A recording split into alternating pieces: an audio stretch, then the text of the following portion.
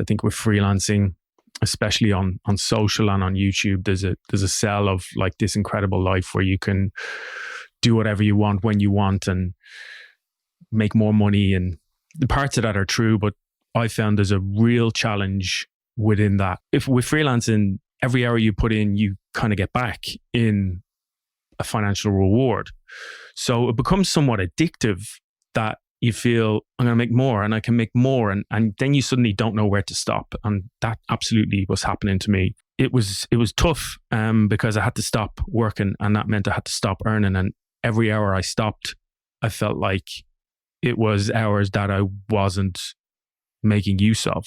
What was happening was my personal life, my family life was suffering a little bit because I'd somewhat become addicted to working.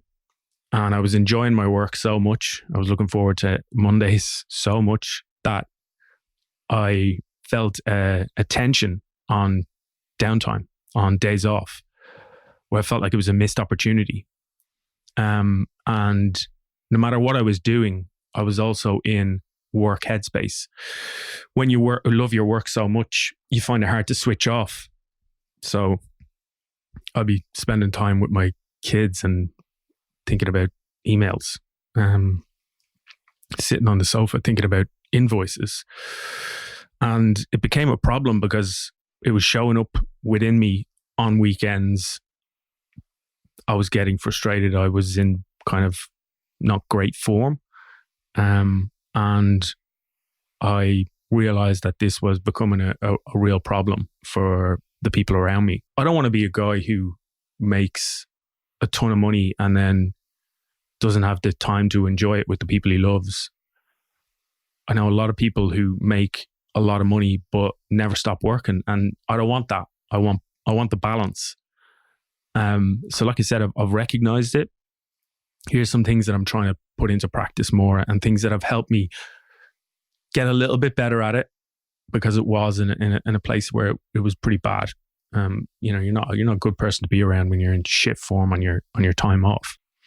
So let me run through the things that I feel are helping me deal with this. And the first one, I spoke about it in another recent video, is meditation. Not because I'm particularly spiritual. I'm kind of curious about spirituality, but I don't really consider myself a spiritual person.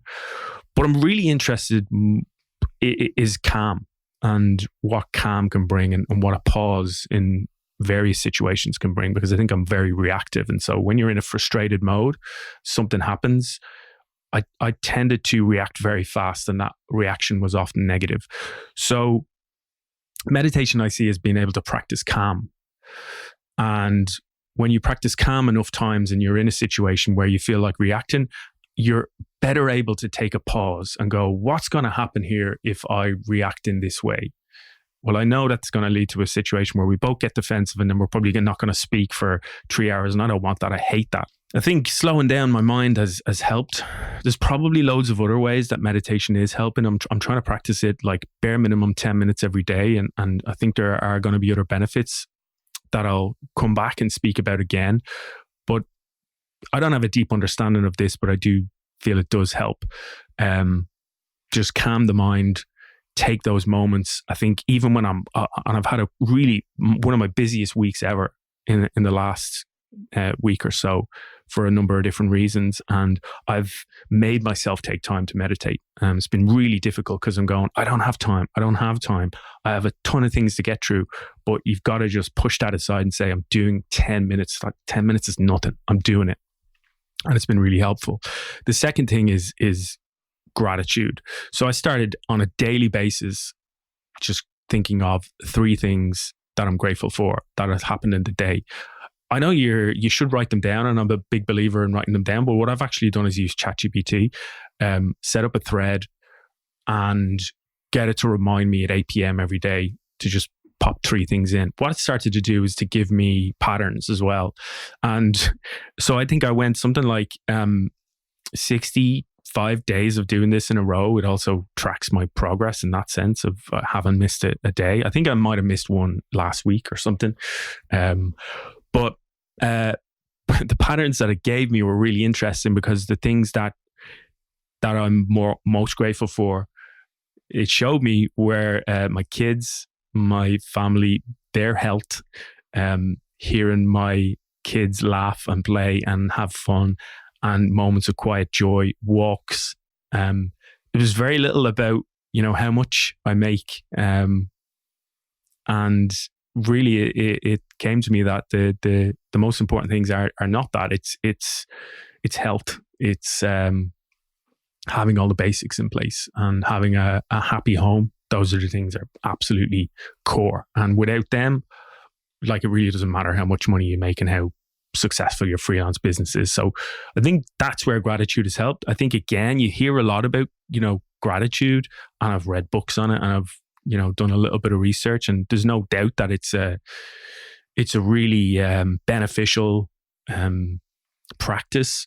I don't really know why. Again, these things, I don't fully know why. I'm not a believer in any sort of magic in these things, or but there's something probably scientific or psychological that happens when you do it that feeds into other areas. The third one, and the most important one for me, has been boundaries. And this is so important. This word is so important in business, in my opinion. I've spoken about it before in terms of when you're working on projects. You set the boundaries based on the price, and you work to them boundaries, and that is what makes you profitable, not the price of the job. And I think boundaries is what made freedom feel like freedom again. I put simple things in place where I stopped working at 5 p.m. every day, because that's usually when my 3-year-old comes home from daycare. And I also made sure to put my phone away, because I was finding at times when I was in his presence, I'd be on my phone and he started to recognize, and that is an absolute killer. I stopped checking emails at night, because I realized that can ruin your evening, because sometimes the emails, it can be leads, and it can be inquiries that can be exciting, but it can also be, a bunch of changes that a client wants, or something that a client's not particularly happy about. That can absolutely, you can take it personally, and it can ruin your evening. It can ruin your sleep, and it will ruin your presence with your family, or, whatever you're trying to do in that evening, your friends, spending time with your friends. It can absolutely destroy it. So I stopped checking emails in the evening. So you need your boundaries. Freedom without boundaries, I promise you, is absolute chaos. So earning more money is great. It can give you more freedom. Working for yourself is great. It can give you more freedom. But the truth that nobody tells you is that if you don't protect your life from your work, then your work will just suck it all up. So I think it's something, as I say, that I'm trying to get better at, to not fall into this trap of just being in work mode all the time. I think because I've, doubled the amount I make in a year based on my last job, and because I've built something from scratch, a freelance business, I feel proud of myself. But there's an addiction there in that as well. And I think I got to a point where I felt all I was good at was working. And things like spending time with my kids, looking after my kids, I started to doubt myself in those things, because I was just in work mode all the time. And I'm really confident in my work and in, creating more work. But I started to doubt myself in various other areas of my life. And it's weird how the balance can shift. And where in my old jobs, in jobs I never particularly was happy in, I'd always crave that weekend, crave my free time. And the balance shifted to, yes, I crave Mondays. That's amazing. That to me, like I say, sometimes it's the definition of success if you can look forward to Monday, but not if it's at the expense of all your free time, or your family time, or your time with, loved ones. So if you've ever felt guilty for resting, guilty for not working, you're not alone, because I've really struggled with it. And if there's any advice you can give me, some things that have helped you, does this resonate? Is this something you struggle with or have struggled with in the past? Let me know. and give me some tips, because I want to get even better at this, and not get sucked into that trap again of always being on, always working, always chasing the next thing. Because yeah, it's not a good place to be, and nobody's going to congratulate you for working every hour of the day, no matter how much you make. Nobody's going to thank you for it, especially the people closest to you. So that's my probably longer than I expected warning in terms of the challenges that do come up, even when you're, in this place of having a freelance life where you can work for yourself and make more money and have more freedom. It's not as simple as that, but everything is a process, and we continue to work through it. I hope this is somewhat helpful.